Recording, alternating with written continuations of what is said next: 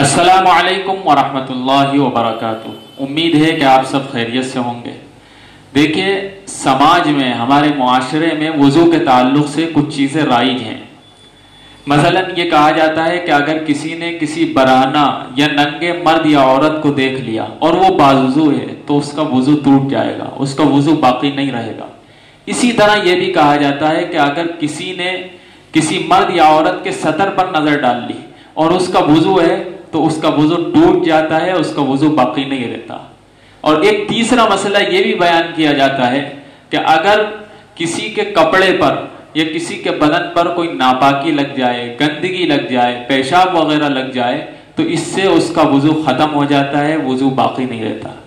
ایک چوتھا مسئلہ یہ بھی بیان کیا جاتا ہے کہ اگر کسی نے کسی کو گالی بک دی اور برا بھلا کہہ دیا تو اس سے بھی اس کا وضو جاتا رہتا ہے، باقی نہیں رہتا۔ آئیے شریعت کی نظر میں اس کی کیا حیثیتیں جانتے ہیں، شریعت اس کا اعتبار کرتی ہے یا نہیں کرتی۔ تو مسئلہ سمجھیے، جہاں تک کسی کو برہنہ دیکھنے کا تعلق ہے، کسی ننگے آدمی کو یا عورت پر نظر ڈالنے کا تعلق ہے تو یہ شریعت کی نگاہ میں حرام ہے۔ اسی طرح کسی کے سطر پر نگاہ ڈالنے کا تعلق ہے، اگر کوئی جان بوجھ کر کسی کے سطر پر نظر ڈال رہا ہے، سطر کا مطلب اس کا باڈی کا وہ حصہ جس کو شریعت نے چھپانا ضروری قرار دیا ہے، کمپلسری قرار دیا ہے اور اس کو دیکھنا حرام قرار دیا ہے دوسرے لوگوں کے لیے، تو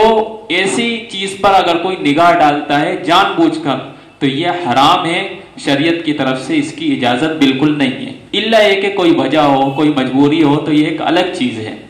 لیکن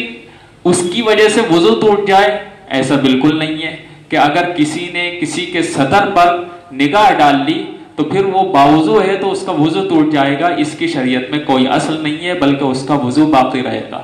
اسی طرح اگر کسی نے کسی کو گالی بکی تو گالی بکنا ایک بہت برا عمل ہے، بیڈ ایکٹ ہے، اور کسی کو بھی ایبیوز کرنا یہ بہت گندا عمل ہے، ڈرٹی عمل ہے، لیکن اس کی وجہ سے وضو ٹوٹ جائے ایسا نہیں ہے، بلکہ گالی بکنے والے کے لیے فقہا نے یہ مستحب قرار دیا ہے کہ اگر اس نے کسی کو گالی بک دی ہے، کسی کی برائی کر دی ہے، غیبت کر دی ہے تو اس کے لیے مستحب ہے، پسندیدہ ہے کہ وہ وضو کر لے اور وضو کر کے نیا وضو کر کے نماز ادا کرے۔ مستحب کا مطلب یہ ہے کہ اگر وضو کر لے گا تو اسے ثواب ملے گا، اور اگر وضو نہیں کرتا ہے تو اس سے کوئی پوچھ گچھ نہیں ہوگی۔ اگر اس نے نماز پڑھ لی اسی وضو سے یا تلاوت کر لی تو اس کی نماز ادا ہو جائے گی، نماز میں کوئی کسی قسم کی خرابی نہیں آئے گی۔ اسی طرح کسی کے بدن پر یا کسی کے کپڑوں پر چھینٹیں آ گئیں تو اس سے بھی اس کا وضو نہیں ٹوٹتا، بلکہ کپڑے پر جہاں بھی گندگی لگی ہے یا جسم پر جہاں بھی گندگی لگی ہے اس گندگی کو صاف کر لیں، دھو لیں اور نماز ادا کر لیں، وضو پر اس کا کوئی فرق نہیں پڑتا۔